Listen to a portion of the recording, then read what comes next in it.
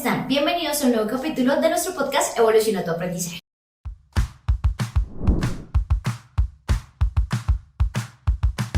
Hoy vamos a estar hablando de cómo podemos ser más sociables, pero para eso es importante que sepamos qué es ser sociable. Ser sociable no necesariamente es este tipo de personas extrovertidas que están saludando a todo el mundo, que muchas veces se resaltan por ser el centro de atracción en cualquier lugar. Eso en parte es ser extrovertido, eso no es ser sociable. Ser sociable básicamente es tener relaciones sociales que te permitan fortalecer a otros y fortalecerte a ti mismo. ¿Sí? Puede ser una, puede ser dos, no tiene que ser cantidad, pero que sí sea edificante para tu vida y la vida de alguien más. En resumen, ¿qué pasa? Es importante, hay muchos estudios que han demostrado, de hecho hace poco un estudio de la Universidad de Carolina del Norte, creo, que decía que están asociando que la soledad o la percepción de soledad está tan asociada a temas emocionales que incluso podría ser un factor de riesgo para padecer cáncer o algunas otras enfermedades no transmisibles. Uno dice como, wow, ¿cómo así? ¿No tener amigos me puede enfermar? Sí, recordemos que incluso algunas de las enfermedades en salud mental, casi todas tienen que ver con un factor de riesgo de no tener amigos o no tener un círculo social, ¿sí? Pero recordemos que si yo estoy mal, mi mente, mi corazón, bueno, como lo quieran llamar, es muy probable que nuestro cuerpo lo represente. Bajo esa premisa también me voy a enfermar físicamente. Entonces, teniendo en cuenta esto, hoy vamos a hablar sobre algunas recomendaciones que le damos a algunas personas que son un poco más tímidas o que tienden a ser más cerradas para que fortalezcan su forma de actuar o de comportarse en sociedad para que puedan tener relaciones sociales más edificantes, ¿sí? Entonces, lo primero que tenemos que hacer es convencernos a nosotros mismos de que no es que seamos tímidos. Obvio, si yo me evalúo a mí mismo como tímido, pues ni siquiera voy a hacer no voy a hacer el ensayo de no, yo ni siquiera voy a tomar la opción de pararme y hacer algo, ¿sí? Entonces eso es lo primero y por eso es que debemos acercarnos a la parte social gradualmente. Nunca una persona que ha sido tímida va a llegar de una vez a ser el centro de atención en una mesa, hola, ¿cómo están todos? Eso no va a pasar. Y lo más seguro es que tampoco sea lo que quiere. O sea, recordemos que acá no se trata de ser, mejor dicho, el que más amigos tenga y ser súper guau. No, o la idea de este capítulo es mirar lo que por características de personalidad tú podrías llegar a o tú querrías, ¿sí? Volvemos a lo mismo, no se trata de tener 50 amigos y que cuando yo llegue a un nuevo trabajo y que cuando yo llegue a un nuevo grupo, entonces en la universidad soy el líder de todo. No, incluso hay personas muy tímidas que pueden ser muy líderes. Entonces, eso es como un tipo de pensamiento que debemos romper. Cuando nosotros somos tímidos o sentimos cierta pena, incluso cierta ansiedad, al acercarnos a un evento social, cosas tan básicas como saludar, se vuelven un problema. Nos genera muchísimo malestar fisiológico, entonces nos duele la panza, nos tiemblan las piernas, sudamos y por eso nos da más pena, ¿no? Porque ¿qué van a pensar? Yo acá sudando como un marrano y ni siquiera he llegado, ¿sí? Entonces, ¿qué es lo que tenemos que hacer? Exponernos, pues, posición por repeticiones sucesivas. ¿Qué es eso? Básicamente que yo cada vez voy a intentarlo y voy a ir subiéndole el nivel un poquito. Entonces yo no voy a llegar hoy a la mitad del salón, hola, ¿cómo están amigos? No, hoy voy a saludar a la profesora. Listo. Mañana saludo a la profe y a la compañera que se sienta al lado de la profe, ¿sí? O en una empresa. Ya no solo saludo al celador, sino que me acerco a saludar a las dos personas con las que trabajo, que están en la mesa de trabajo, así no sean mis compañeras de equipo, ¿sí? Después voy a hacer una pregunta de tipo un poco más personal, o incluso un halago. Eso es uno de los niveles más altos de habilidades sociales, llegar a hacerle un halago a alguien. Llegar, hola, oye, esa camiseta queda muy linda. Claro, acá no estamos hablando de la habilidad y de cómo no parecer tan torpes, sino de hacerlo, ¿sí? Acá no es, ay, me caí justo cuando le iba a decir a la niña que tenía una chaqueta linda. No, acá es un poco más de intentarlo y poco a poco, cuando volvamos a retomar la confianza en que nosotros sí podemos tener ciertas relaciones, pues también nos vamos a atrever a cosas más difíciles. La segunda recomendación es trabajar en los ciclos de pensamientos que nos llevan a alejarnos de todo lo que tenga que ver con sociedad. Entonces, primero comernos el cuento de que somos seres asociales, ¿sí? La verdad es que nadie es asocial. Nacimos en comunidad, crecemos en comunidad, estamos diseñados para vivir en comunidad. Entonces nadie es realmente asocial. Obvio, hay personas que son mucho más sociales y hay personas que somos mucho más asociales, ¿sí? Pero nadie es del todo alguien que, puede hacer un hongo y por allá me voy. No, eso no va a pasar. Entonces, lo primero es trabajar sobre ese pensamiento. Lo segundo es que se van a burlar de mí, es que van a decir, es que les voy a caer mal. Recordemos que en otro capítulo, y los invito a escucharlo, hemos trabajado sobre cómo pensar más efectivamente o cómo pensar más positivamente, ¿sí? No se trata de, sí, soy lo mejor y vamos con toda, no, sino de evaluar qué tan probable es que lo que yo estoy pensando sea cierto y qué evidencia tengo para mirar si eso va a ser cierto. Entonces, si yo pienso, les voy a caer mal, pues, ¿qué tan probable es? Pues probable, pues un sí y un no, digamos. Es probable sí, no, bajo esa premisa es un 50% de probabilidad. Bueno, pero ¿qué evidencia tengo? Entonces yo digo, no, pues es que ni siquiera tengo evidencia por una razón y es que nunca me he atrevido a hablarle a nadie. Entonces, pues, mi hipótesis de que les va a caer mal no tiene fundamento. O si por el contrario, no, es que yo ya le he caído mal a 2 personas. Sí, obvio, pues que a 7 le cae bien. Bajo esa premisa tengo un 72% de posibilidad de caerle bien y un 28% de caerle mal, ¿sí? Entonces ya ese tipo de pensamientos los voy cortando con evidencia, con probabilidades, con traer un poco a colación de, y si llega a pasar eso, si les caigo mal, ¿qué pasa? No, pues nada, no va a ser el fin del mundo, ¿sí? Entonces, ¿cómo trabajo en que esa línea de pensamiento no se vuelva mi única forma de ver las cosas? La tercera recomendación es trabajar sobre todo con la fisiología de nuestros nervios. Entonces, cuando uno está nervioso, uno empieza a moverse mucho, a rascarse las manos, a la cara, el pelo. Las niñas casi siempre molestamos con el pelo, como, a rascarnos. La idea es que empecemos a notar esos comportamientos que tenemos cuando estamos muy nerviosos y procuremos trabajar sobre ellos. Entonces, si es rascarme, entonces me voy a ir con una chaqueta que me pese más, cosa que uno no suba tanto los brazos. Si es rascarme, no me voy a poner, ese día me voy a poner una camisa cuello tortuga para que las personas no los noten.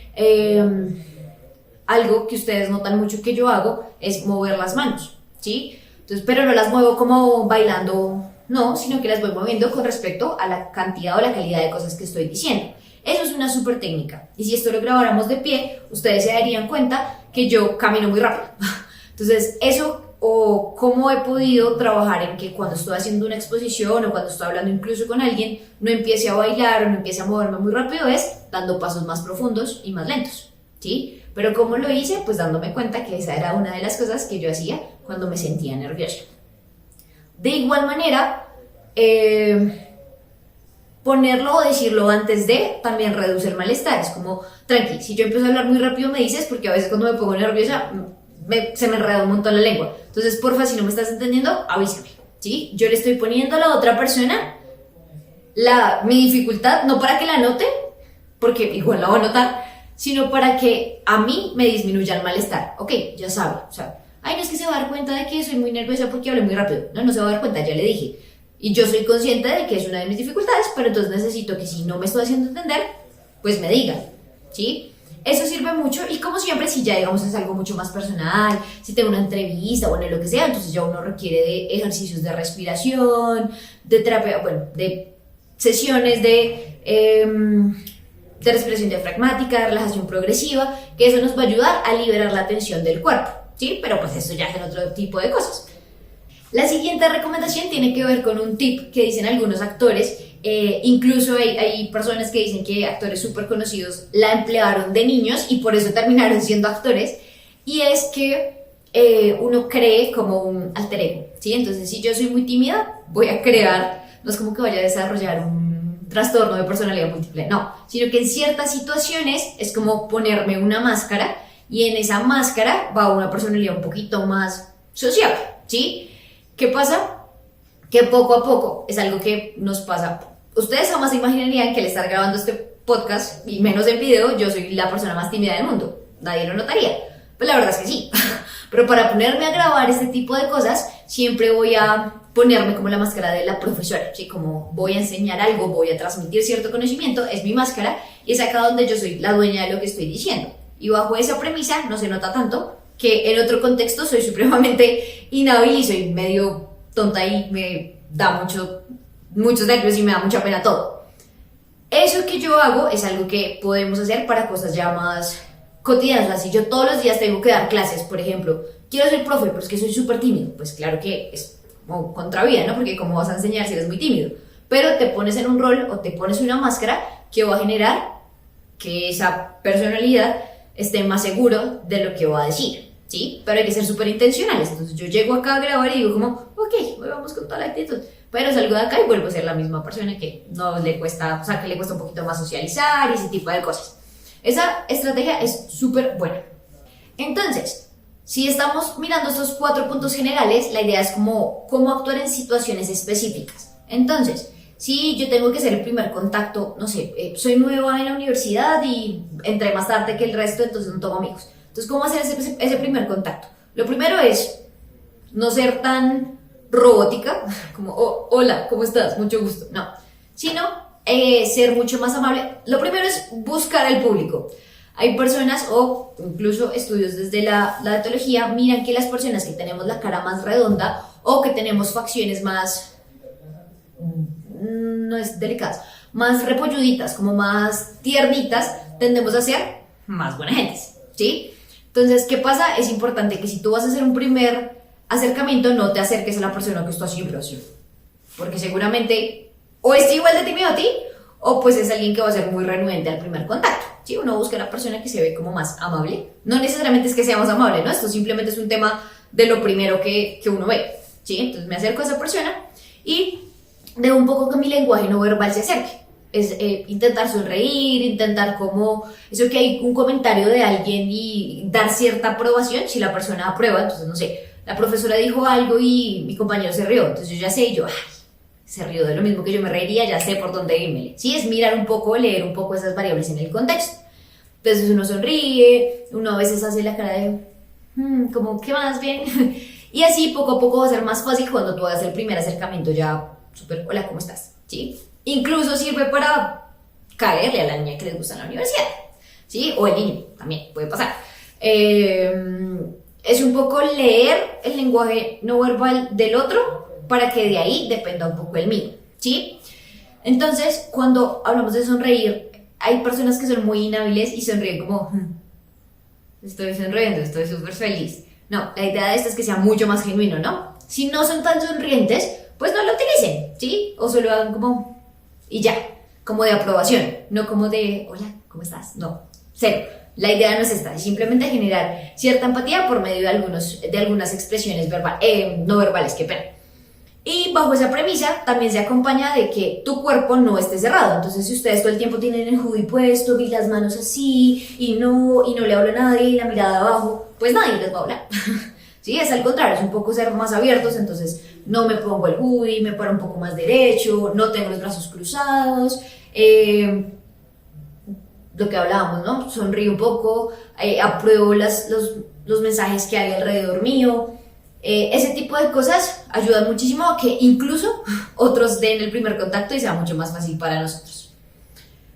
Y bajo esa premisa, cuando vamos a empezar conversaciones, ya si estudié el entorno y sé qué puedo decir, pues es más fácil. Pero si no, si es una persona X, entonces es algo que tenga, pero no tiene que ser bueno o malo, ¿sí? Aunque si ustedes empiezan con un halago, siempre, desde que no sea tan, perdón la expresión, pero desde que no sea tan lambón, siempre va a funcionar más para empezar una interacción. Entonces simplemente como, ay, esa chaqueta está súper linda, ¿dónde la compraste?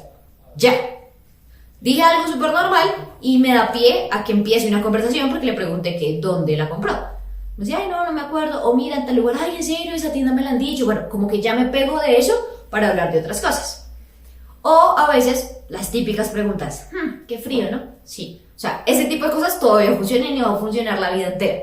¿Qué pasa? Que a veces pueden ser muy cortantes. O sea, si uno dice, uy, qué frío, y el otro, ajá, baila, ya no hay nada que hacer. Pero, pues puedo ver como, uy, estos días han estado súper fríos, ¿no? Extraño tanto la semana pasada que hacía sol. Ya esa frase es mucho más completa y la otra persona va a poder decir, oiga, sí, o oiga, no, no me va a decir, no, va a ser como más abierta en lo que esté diciendo.